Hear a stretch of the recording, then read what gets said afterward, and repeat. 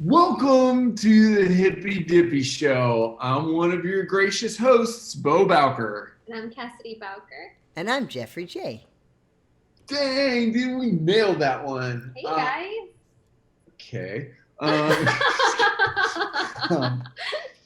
Welcome to the show, you guys. Thank you guys for tuning in, be it on the old YouTube or on one of the many podcast platforms. And today we're talking magical, mystical marbles. No, we're talking about crystals. We've got a bunch of examples for you. Okay. And we're also going to talk about the power and technique of visualization. Oh my God. Yeah. I did not know you had gotten a bunch of examples out of your crystals and yours. I can't believe, like, as I'm doing this, I'm like, oh my God, I have a collection. My fourth grade self is like, wow, you really cared about Mr. Dye's class so much and you learned so much. And then fifth grade me is like, I'm gonna beat the shit out of you later. This nerd has a crystals collection. Also, when you say crystals, I think of like crystals that are like jagged, and like I think of a quartz. Yours are like that, Cassidy. The ones that look like a quartz. Those are like, what are they called? Benoit balls? Is what those are like. Oh God, you're so funny, Jeff. Well, there are different, formations, and sacred geometry is actually a really beautiful thing to lean into and consider. Yeah. And this is called a Merkabah. Merkabah. I don't know how to pronounce it. I'm just learning. It's only called one of those things. It's not called all of them. Merkabah. We'll get into it more, but yes, no, some of them are stones, Jeff. They're not all crystals. You're right. You're correct. And so I don't know why. First of all, let's start off by allowing people to be on our level and know how much we know about crystals before we start talking. Close to nothing. Nada. Yeah, I mentioned Mr. Dye's fourth grade class that talked about crystals and yeah, but in a science sense, right? Like, you know that they're a rock thing. Oh yeah, they come from the earth. There are various elements, and maybe there's some gases, and then they condensed into solidification. I don't know a lot. That's pretty good. That's pretty good. Yeah, my mother's going to have a field day. I think geology was actually her major or something like that. Ooh, wow. Who's this? Yeah, my mother. Yeah. And I'm pretty sure that was her major because she needed to pick the easiest thing to get into law school. Now, I may have just put out a lot of false information about my mother. But I think that's true. This may come up in a future court. Oh yeah, I'm going to visit her in 3 days, so I'll get a nice earful when this comes out. Now, Jeff, that was something. I don't know if I mentioned this to you. A couple weeks ago, Cassidy held one of her breathwork symposiums. What are those called? Yeah. A breathwork circle. And Jeff's parents were there, and so was I, all via the Zoom. And I always forget how Southern your parents sound. And it's delightful. Like, I do not, every time I think of your mom, I've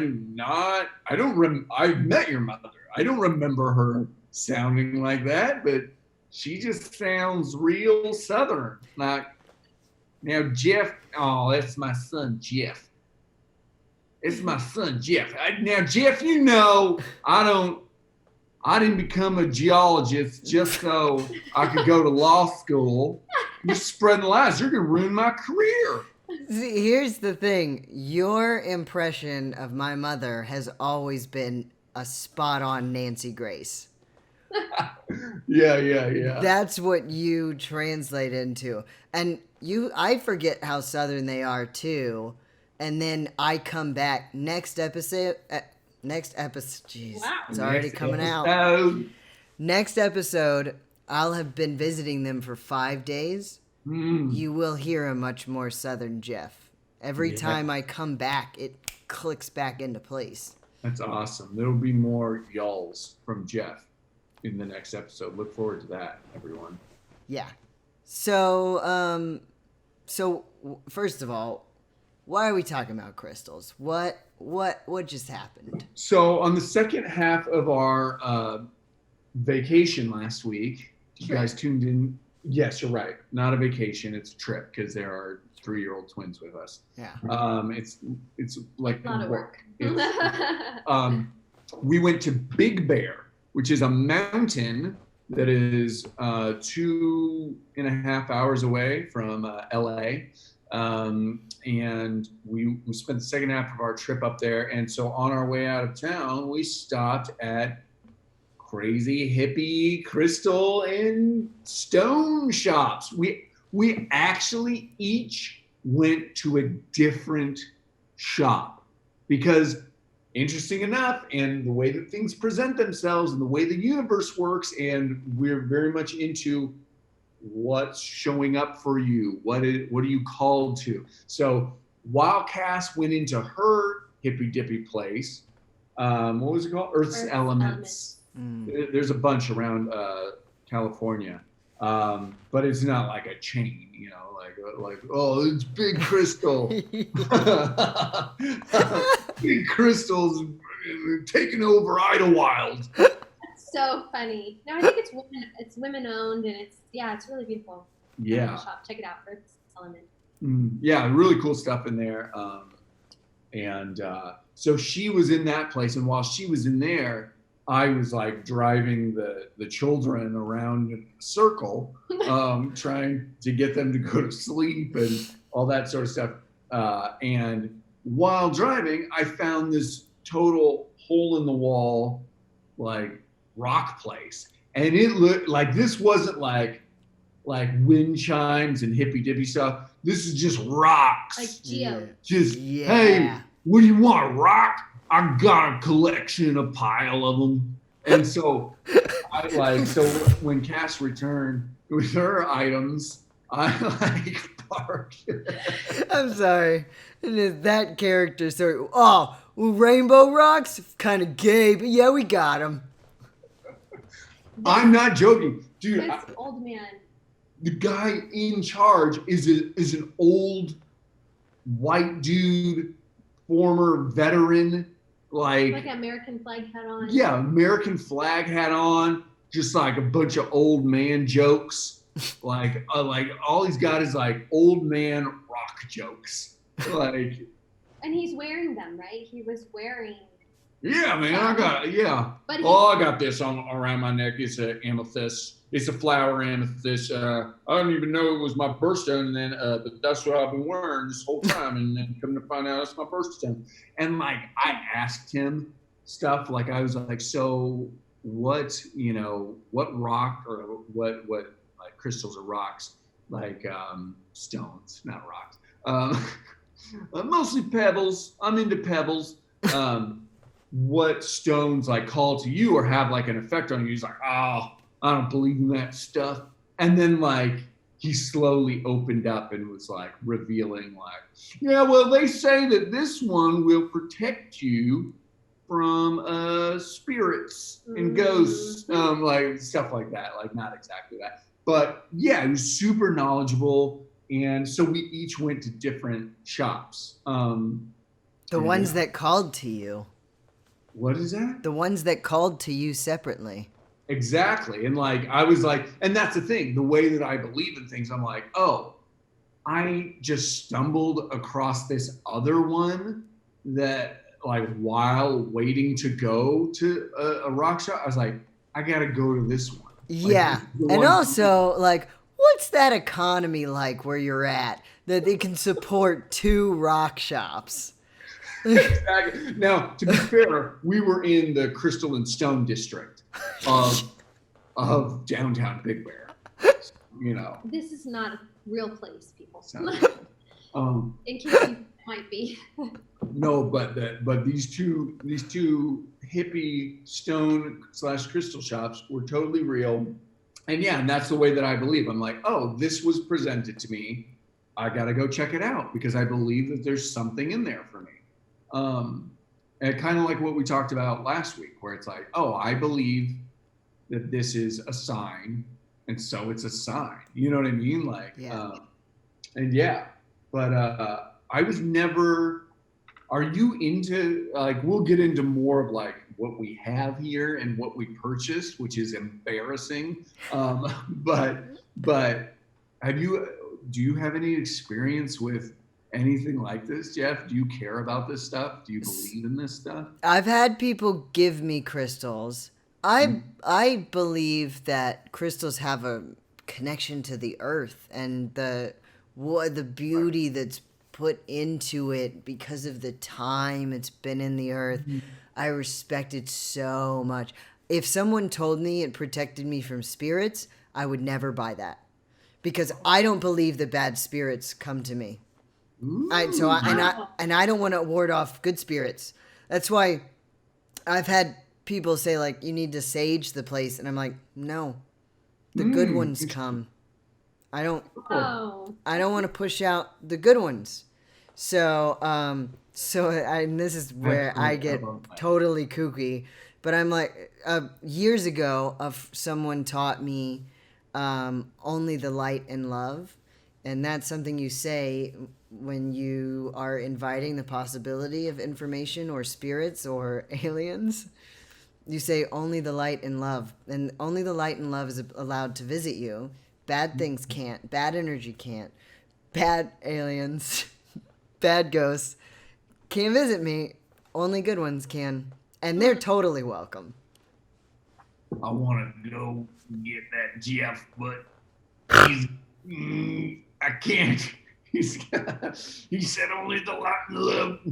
And then there's like a really nice spirit. Yep, and Dwight Yoakam and Sling Blade can't visit me.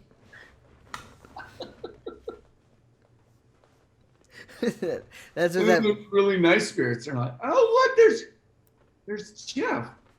Well, shoot, I was gonna bring him something. It's your mom. I was gonna bring him a little something. I was gonna tickle his nose while he sleeps and make him think about his future and I was gonna give him some really great ideas for little comedy shows, but he just saged the whole place. What an asshole. They can't get in. I can't have like a grandma spirit come cover me up a little bit or turn off a lamp. Yeah, because you saged it like a jerk. Yep. But that's why you don't do it. No, thank you. I like that about you, Jeff. Thanks for sharing that. Isn't it weird how these conversations get us to learn so many weird things about each other? I love that. Yeah, I was just talking about this with some friends, you know. I live for these conversations. They're true, they're genuine, they're authentic. I want to know the weird, silly things that you do. I want to know your vices. Yeah. I want to know that y'all spent a lot of money on rocks. This guy. This old thing. It's beautiful, by the way. You got to see the cool shot. Oh, look at that. That's it. Yeah. But that's not even. Oh, look at that. It's a freaking rainbow rock. Okay. This is called Labradorite, as in like Labrador retriever sort of thing. And then RITE, like Labradorite, like meteorite. Labradorite. Yeah. RITE at the end. Yeah. Like meteorite.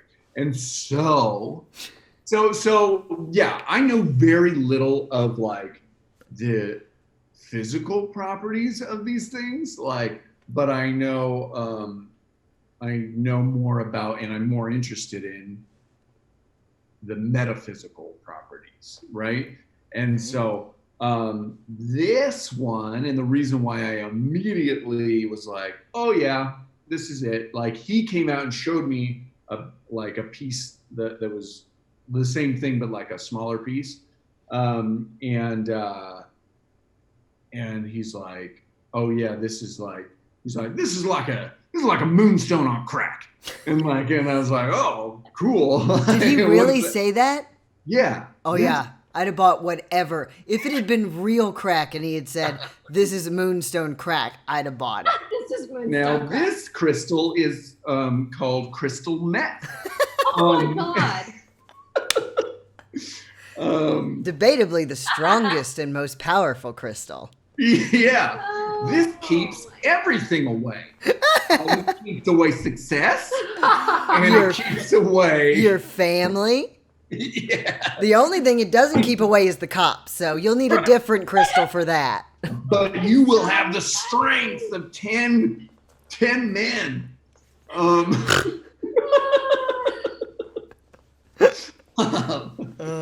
We should do that. We should turn that into a superhero cartoon. It's a beautiful sketch. Born with the power of crystal meth. Which is also his kryptonite. Yeah, his kryptonite is also his power stone.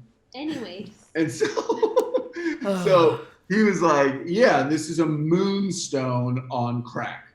And said that, and he said that the metaphysical property of it, and the main metaphysical property is like for transformation. Mm-hmm. Like it's supposed to facilitate and it represents transformation, which again, talking about signs and just my experience, I am going through major transformation in my life right now. I have been since just before this podcast started.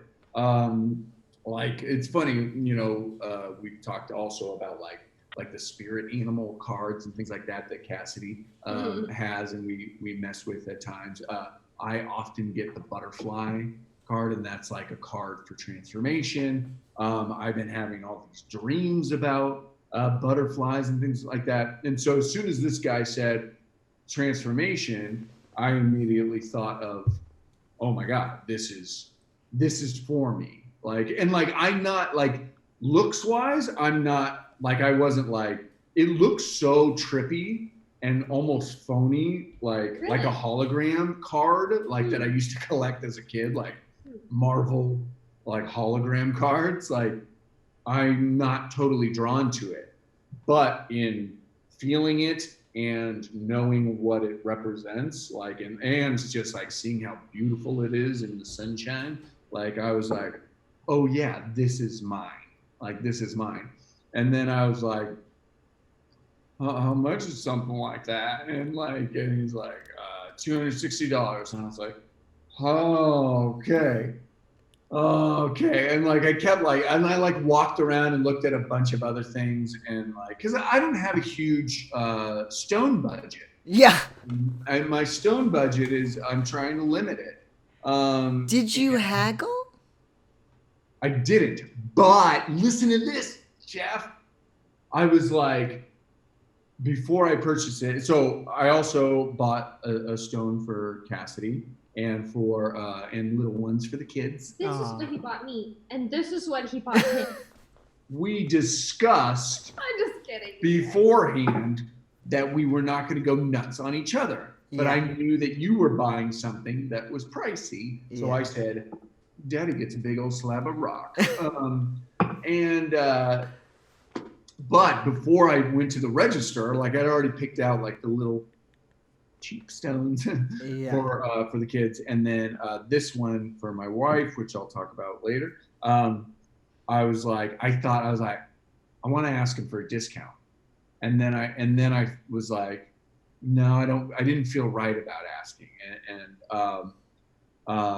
also interesting part of this is the metaphysical properties of Labradorite is it is supposed to help you clear your throat chakra, which is about expression, speaking up for yourself, things like that. And it didn't help at that point because I didn't say it.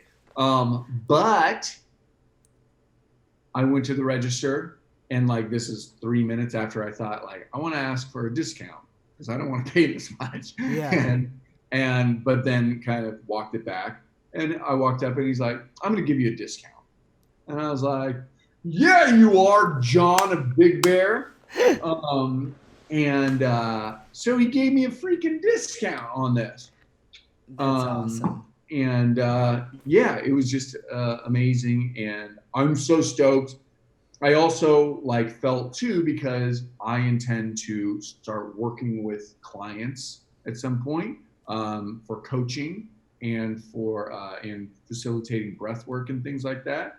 And knowing that this was for transformation, I was like before I even thought of myself, I was like, my clients that don't exist yet need this. I love it.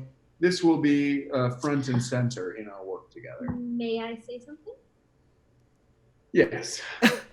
Your clients do exist currently, right here and right now, unless you plan to work with children that have not been born yet.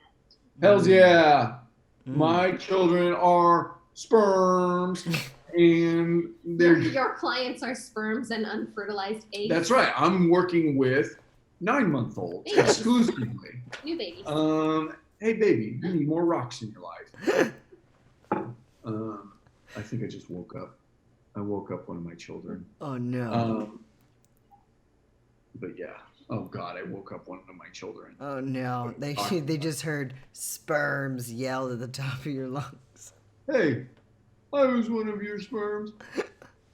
But yeah, what crystals have you been given? And I do love that, and I do want to learn more about like that sort of like I know that this comes from the Yukon in Canada. That's all I really know. I don't know like how it's formed and things like that, but I want to know more, because I love what you said about like respecting that it comes from the earth, you know what I mean? And it's made, this beautiful and powerful, I believe, thing is made from the earth. Totally. And that's one of my things. And so mine, I've been given ones that someone said, this is for protection or this is whatever. So I have a big old pile of rocks and things. Let me grab, I think it's right next to here. There they are. And who knows? Some of them might just be from the Discovery store. Who knows? But they're all super neat looking. And then, but the ones that mean the most to me is that every time I go camping or have an experience, I look for something that calls to me. That's so cool. And so this little thing here, it's no big deal.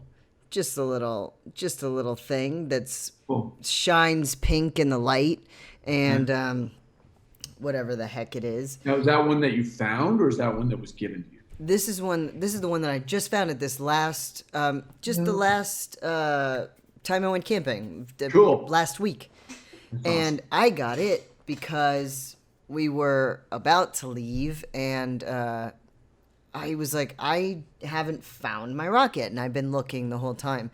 And in the middle of very wooded area where it doesn't belong, this bad boy was sitting out and about. And all I could think about is how it got there, why it was there, what might have happened where it got kicked around, or maybe a child picked it up. And the years of journey this little thing has been through. And I try to think about the history back to the things that it's seen. And it brings me back to respect of the planet. And then I hold it in my hand and I try to reflect on the things that have happened in that moment. So I thought about this is before all of the amazing things happened when I left, which was awesome. This was just me reflecting on what had happened minutes before I got emails, and so many good things happened as soon as I got cell signal back. Wow. And I held it in my hand, and I chose to remember everything that had just happened over the last couple days. And so then when I pick it up again and I feel it in my hand, I try to think about all of the things that I tried to kind of put into this rock. and all the little memories. So it's basically a return to that moment is what I try to do with it. That's awesome. I love that. Beautiful, Jeff and Jay. That's so cool. It's literally like, it's a touchstone where like you can come back to it, hold it, and it's holding the energy of what you put into it, you know, and of that moment. That's so cool, dude. Yeah, I've got one for every time that I've gone. I used to go solo camping for 2 days, and I would go by my duet. Is it awesome? It's not like in the middle of it's at a campsite still.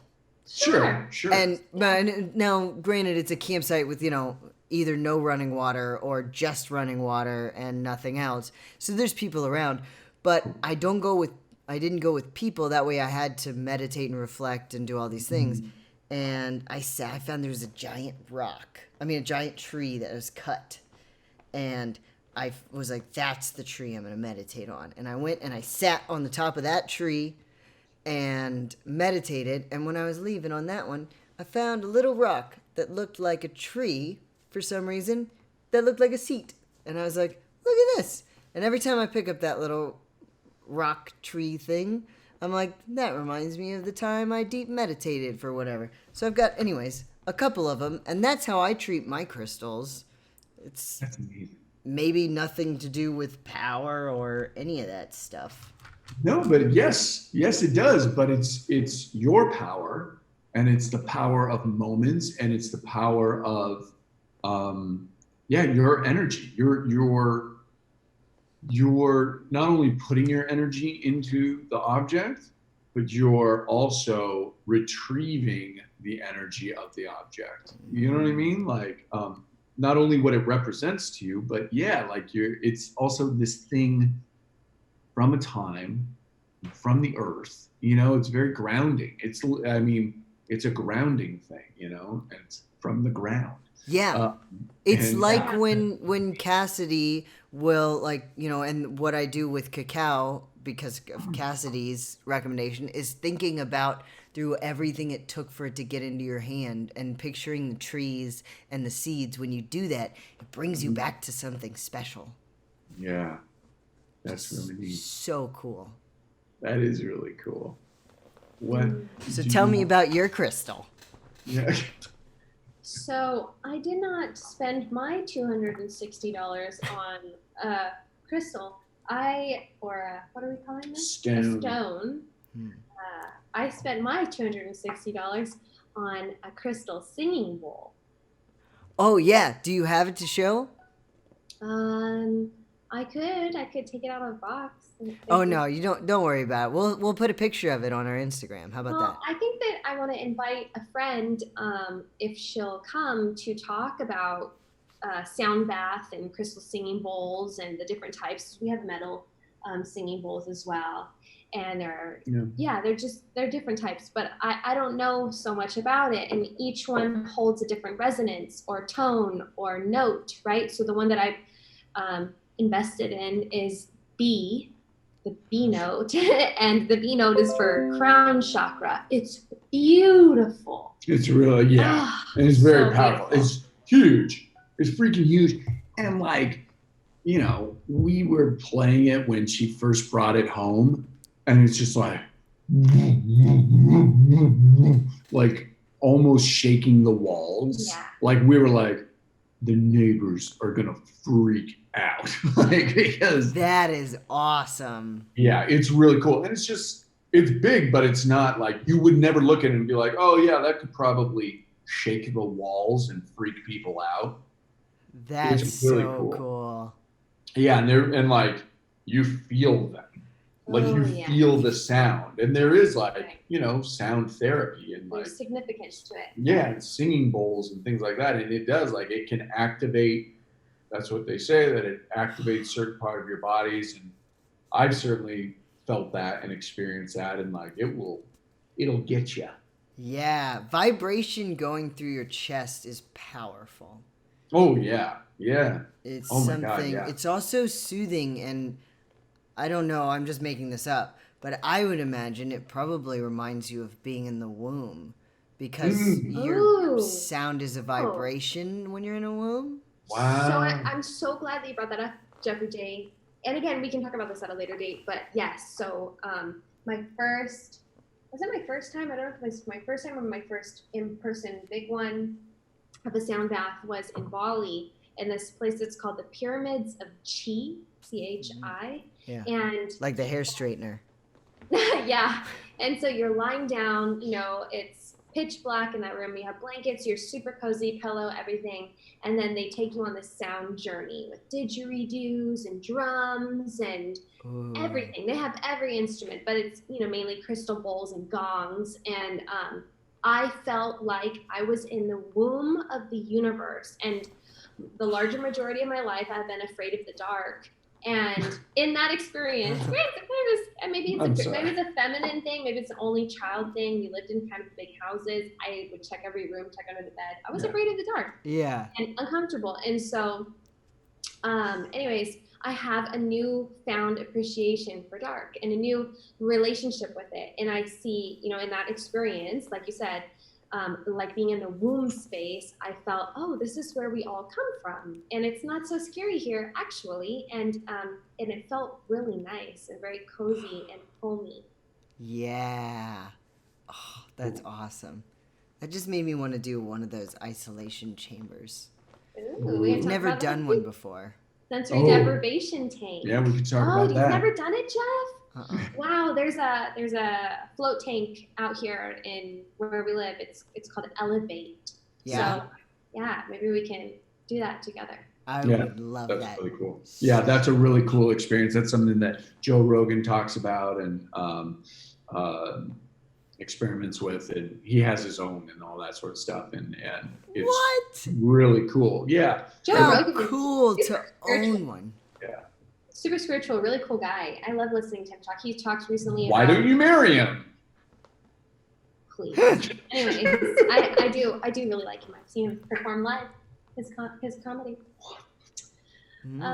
Yes, he's amazing. Yeah.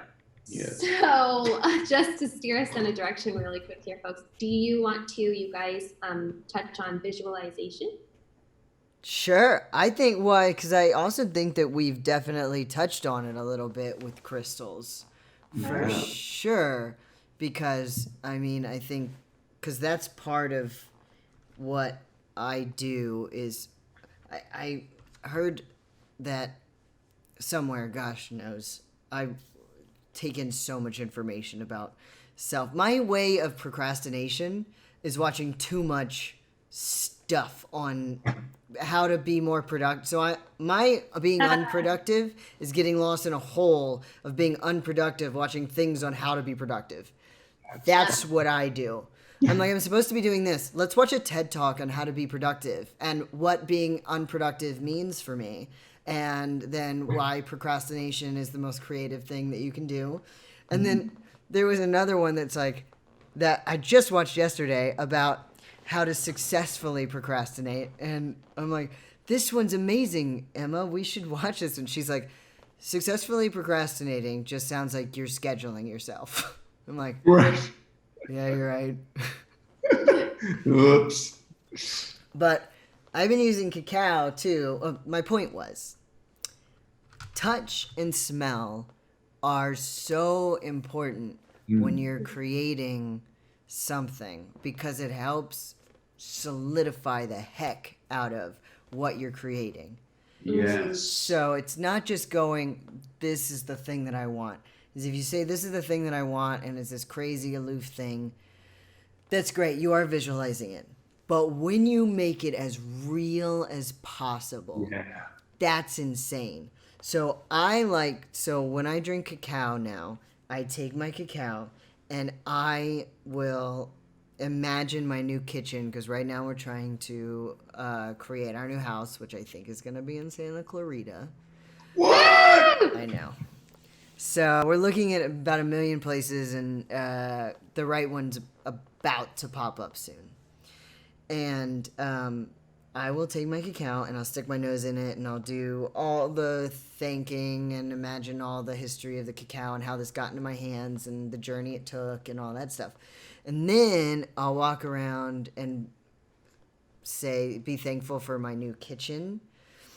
And occasionally I'll do really dumb things. Like, I can't believe this cup survives the move. And just little things. Or like, I do kind of miss the old apartment. And I even do some like, living there was great. Or come up with things that might be bad about it.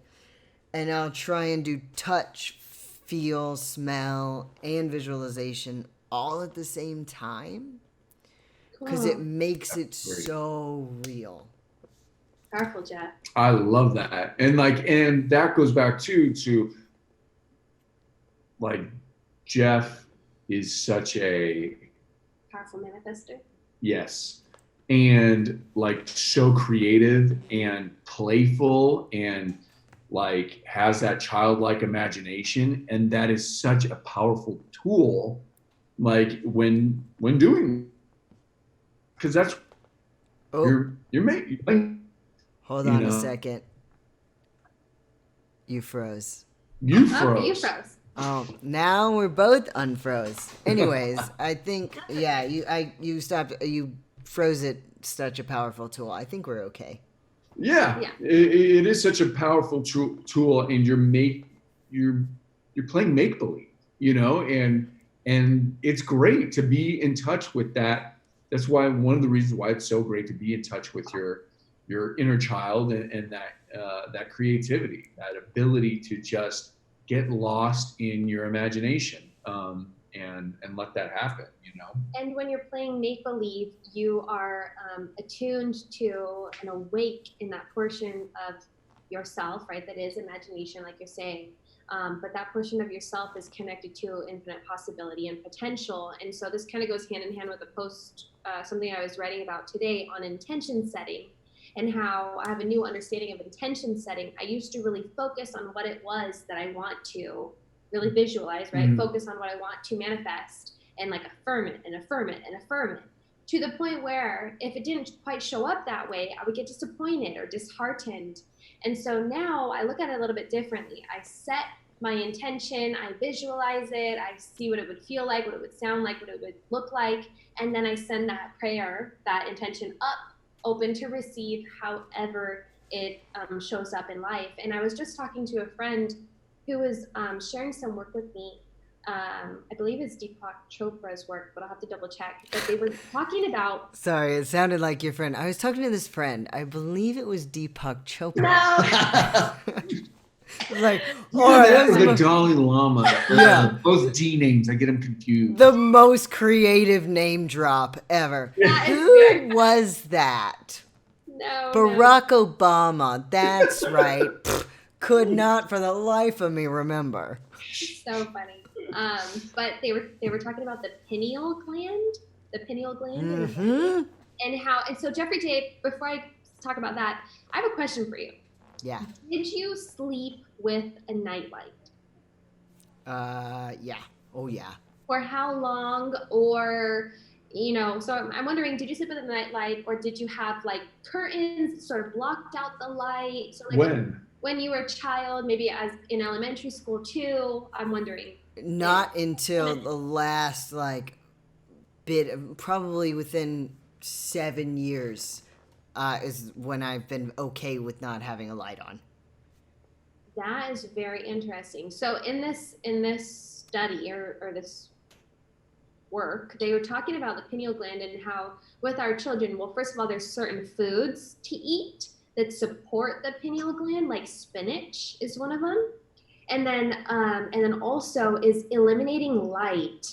Like, I think it's just honoring your body's circadian rhythms. So at a certain point in nighttime, we're supposed to have darkness. The sun goes down, the moon comes up. And so, yeah, there's a little bit of natural light ever so slightly between the stars and the moon and all of that. But we're not supposed to have all these lights on, and that affects our sleep. And so for children, they're saying that to prolong that state that you seem to have heightened or super aware of creativity, of flow, of potential possibility, rather than being rigid, right, or closed, unable to imagine in whatever larger way, is to turn off the lights, like sleep without the night light, and then yeah, there's food. I have to look into it more, but I was just curious about that for you. Oh, I'm all about the pineal gland because it's a huge thing with empaths and creativity, and that was probably when I stopped sleeping with the light on. Is probably when I started working on my journey to becoming truly sober.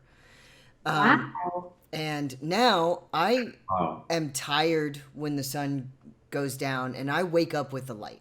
I wake up with the light. That I keep all of my windows open when I go to bed. That way, the sun wakes me up. That's how I like to wake up. Cool. So, and it's the best thing in the whole. And when I do wake up with the, I'm just excited to start every day like a 2-year-old. I wake up and I'm like, the sun is out. But exactly. That's exactly what they say. Our kids. It's morning time. Wake up! It's morning time. Yeah. The sun is out. The sun's awake, so I'm awake. Yeah. Yeah. Yeah. It's the best ever. That's great. That's awesome. Well, and it's natural. That's the way it was supposed to be. That's the way it's supposed to be. Like, yeah. It's why I drifted away from stand-up, because it did not, eventually so many things did not jive with me. The timing of it didn't, the negativity of the people you were around, and the alcohol, and the toxic lifestyle of being, I'm miserable and this is why I'm funny.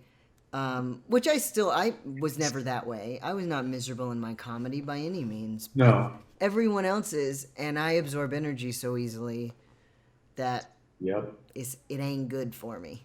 Yeah, I was just talking about that with Cass the other day, about how I was like, I think I only know 2, like, of the men that I know in stand-up. I've only known like a couple that I could say are like men, like you know what I mean, instead of like that boy mentality. Yep. That sort of stunted, like, I'm talking about like healthy, archetypical. Michael Yo. Exactly. And do you know the other one that I thought of too? I don't know. You don't know him as well as I do. Probably not. Then who would? Orlando Leyba. Yeah. Yeah. He's a beautiful person to talk to. Yeah. Spiritually and yeah, a really beautiful person. Just people with like just that mentality of like just being a good person and being grounded. It's not just like, because I know I know other comics that are not horrible people. They're good people for sure. Tons of good friends, yeah. Yeah, totally. But just like grounded, and I don't know. I guess that's the best way of saying it. It's just grounded and authentic, and like inspiring on an energetic level, and they just seem grateful and gracious, and and those 2 guys like stood out in my mind of like people, but and so it just shines light on what you're talking about, where like there's a lot of it's just a lot of difficult energy to navigate, and ego. Because I was just thinking of this yesterday, where I was like, what is it? Because I would always think about like I would hate to have a bad set, right? Like I would be like, oh God, like I don't want to have a bad set, and I don't want like this new person or this person that gave me an opportunity like to see me have a bad set, because then they're going to think I'm a bad comic and I'm not funny. But then if you think about it, it's like, well, everybody has bad sets. This person that I'm worried about their judgment, they've had bad sets. And yet, if we go and they have a good set and I have a bad set, that's the energy and hierarchy of the night. And they will look at me as the person who had the bad set, and I will look at them. This is the person who had the good set, and we can't get outside of that. Do you know what I mean? There's still something to be said for like there's still that base knowledge of like and those comics that are like, oh yeah, you had a bad set, so what? You know, you're gonna go and be great tomorrow. And the people who know that, they're the ones people who don't know that, who go, that guy had a shit set. You're like, he's either a new comic or he's got a lot of ego. Exactly. And most have a lot of ego, you know? But yeah. And so that was just my thought of like, how interesting that we all participate in this weird illusion in the comedy world. You know what I mean? Yeah. Yeah. I'm happy. I think the journey and what I've gotten out of the COVID-19 world is more powerful than anything. There's been a thing years ago. I learned that we were supposed to have a massive consciousness shift. So at some point in the coming years, and there's been these things written about it, there's going to be this massive consciousness shift and things are going to change. And I sort of believe that this may have been what it might have been referring to, is that the world has changed and the consciousness shift depends on your willingness to open yourself up to it. And I believe for sure I'm having a massive consciousness shift. Ditto. Yeah. And Cass. Yeah. Yeah. On visualization, for some tips and stuff for people who want to work on visualizing, I got a couple, and y'all might have some. One is pick something that when you do it, that's when you visualize whatever it is you're doing. So I know Cassidy's used to be, she would drive to her work and say, there's my work, to the work you wanted.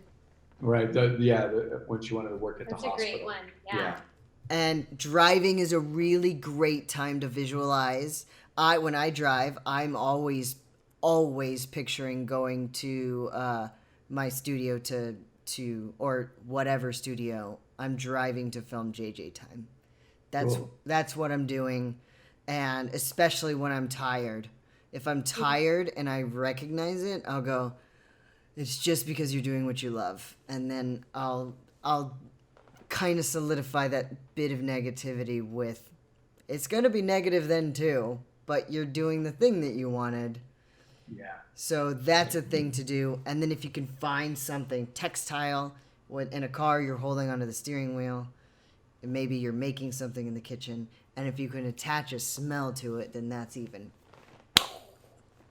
So. Awesome, Jeffrey J. Yes, thank you for all of that.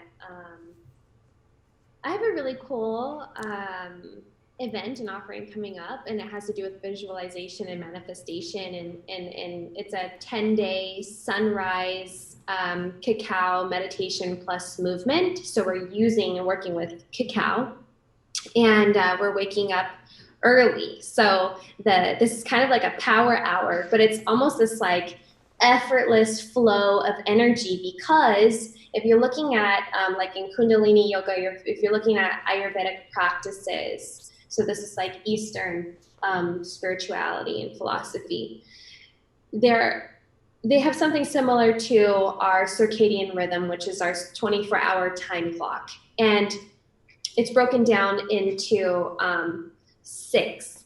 So there are different, how can I explain this lightly? There are different doshas or aspects of your being. So there's Vata, Pitta, Kapha, and in regards to these time blocks. So for example, in this portion of time before the sun rises, so it's about 2 hours or 1.5 hours before the sun rises, you are your most connected to source. So if you go to sleep at a proper time, and you wake up in this time frame, you can actually, wake up, set your intention, do your praying, maybe journal, do your yoga or your meditation. If you want to work with cacao, create, and then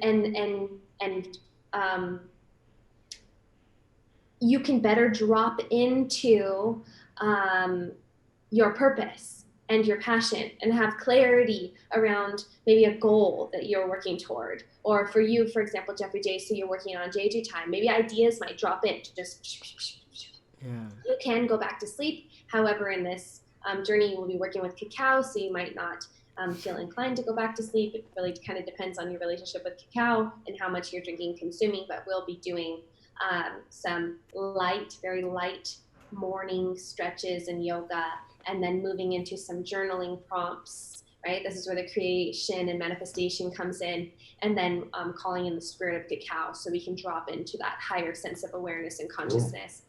So that would be a really powerful way to create, manifest, and visualize if you feel called to join. Yeah, and I'm doing it. So you are? Oh yeah. I want to do it. You can. 5 to 6 a.m. The kids don't wake up till 6. You'll be fine. Nice. Yeah. You just And that's true. You just take a little Benadryl, rub it on your fingers, put it on the gums. On my own? On your own. Yeah. No.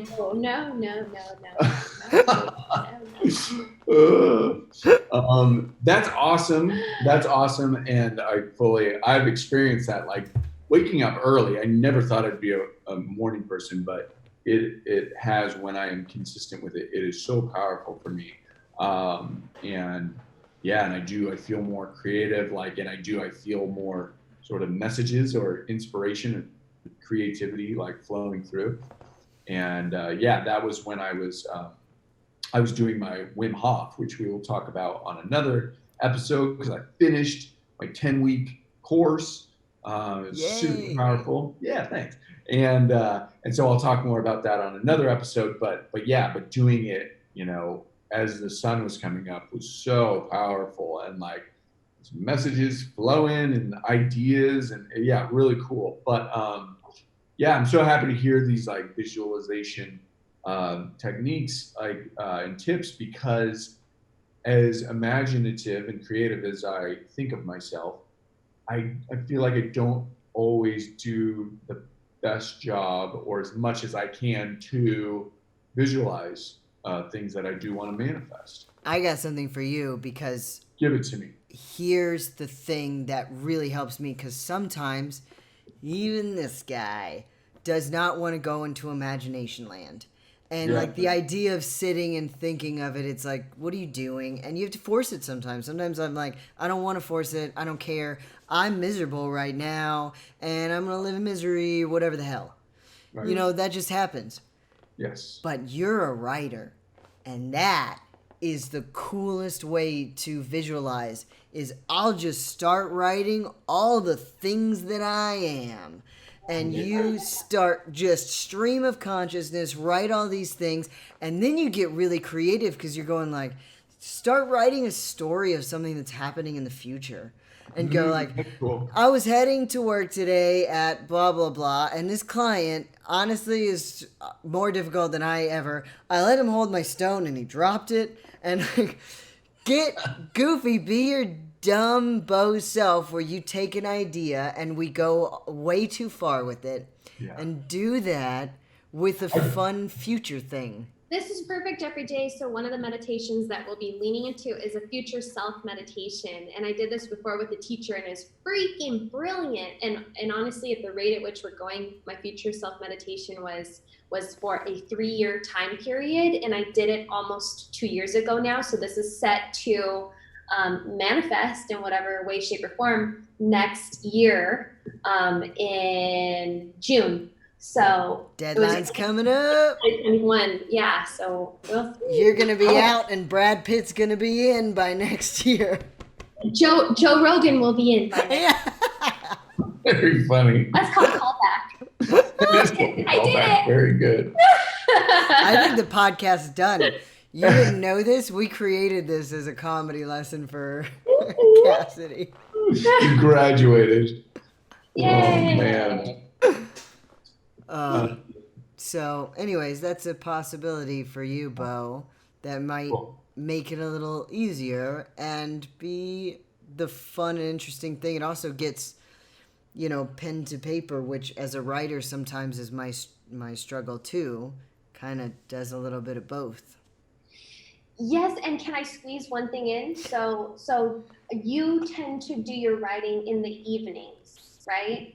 Or sometimes in the morning. I don't prefer it, but that's how my schedule ends up working. So if you're looking at that Ayurvedic kind of time clock here, 24-hour time period, between 6 a.m. to 10 a.m. is kapha. So kapha is sluggish and really grounded.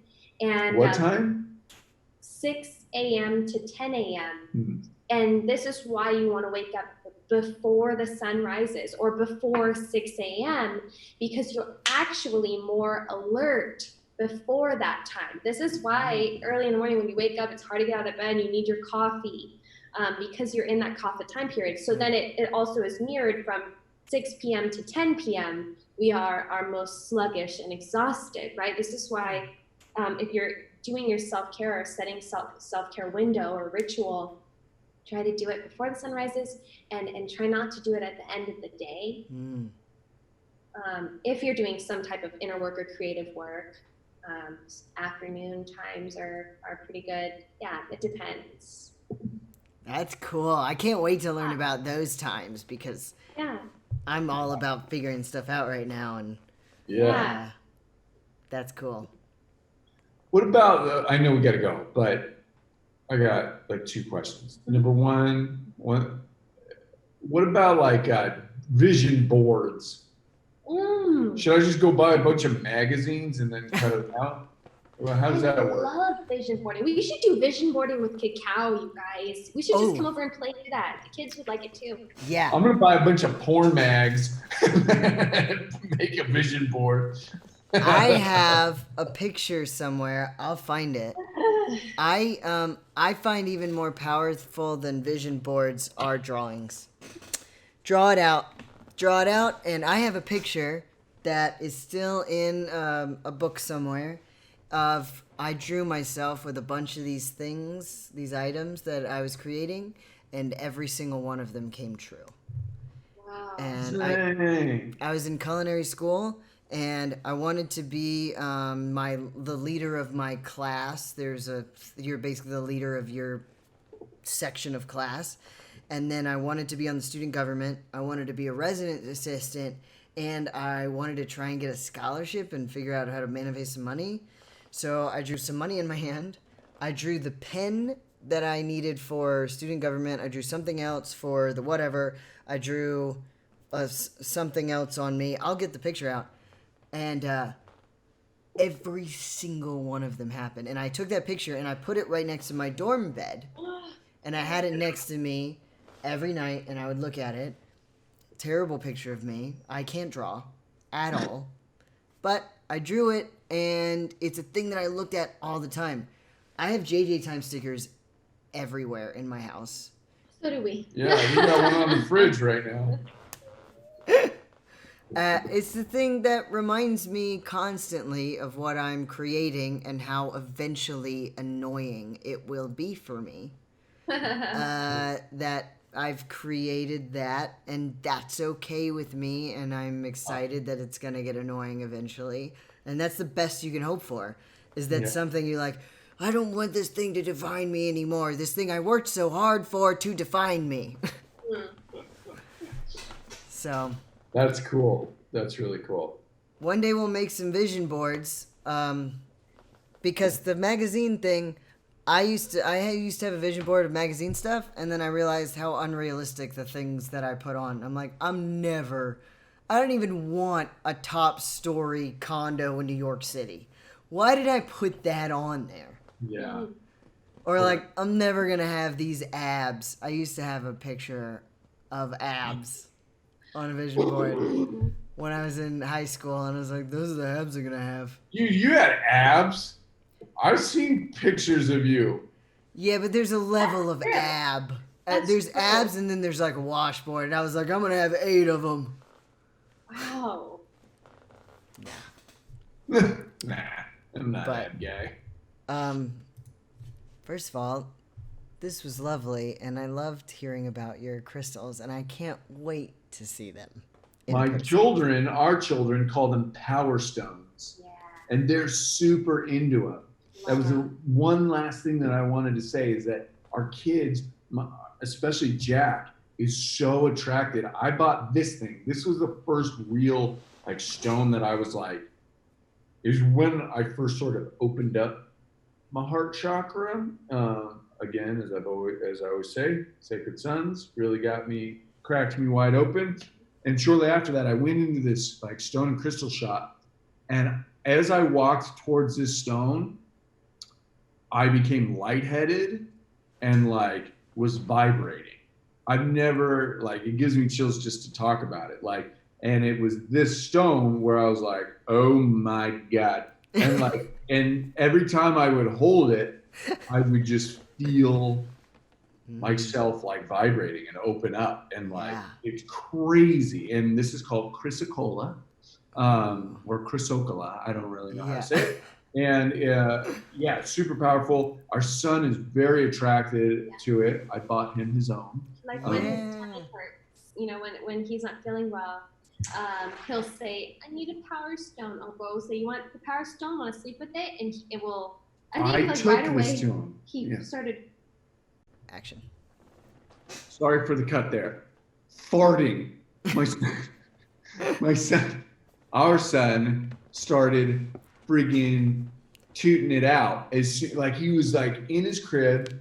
I went and got this puppy, which is supposed to help with that. It's supposed to help all your chakras. Yeah, it predominantly is the throat chakra and the sacral chakra, right? Butt chakra. The butt chakra, right below your belly button. And so I gently just rolled it over his tummy. I wasn't applying any pressure, squeezing him out, just pushing out the farts. Right.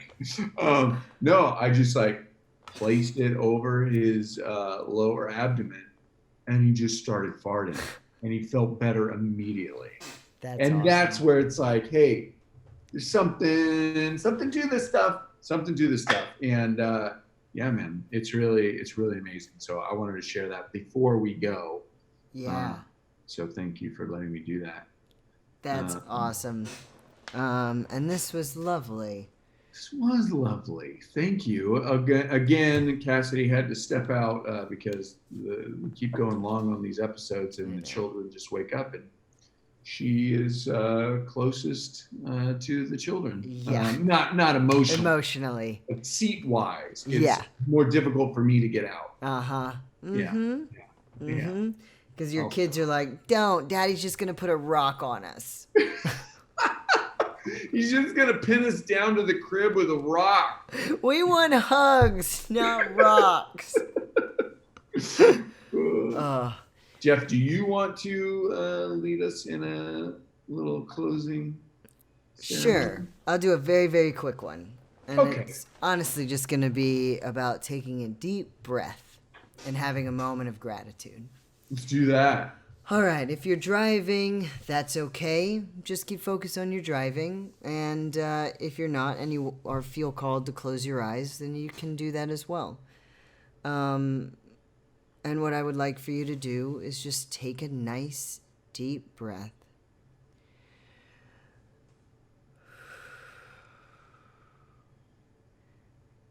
And now take another deep breath. And on the exhale, I just want you to say thank you. Just say thank you. This is just a general thank you to the universe and an appreciation for what you have now. Something might be out of whack at the moment. You might be dealing with some stress, but there are so many things in your life that that you can be grateful for. And pick one and choose to say thank you for it, whether or not it's your family that you have around you, or getting on the phone with a friend you haven't spoken to in ages, or just being grateful to have something new in your life. Just pick something and say thank you for it. And the next time you get something like money or a gift from a friend, or you find or discover something new, then say thank you for that as well. And with that, take another deep breath and continue on with your day and search for something new to be grateful for. Thank you, guys. Thank you. Yeah, and thank you, listeners. You're all beautiful. You are. Thank you, guys. We love you.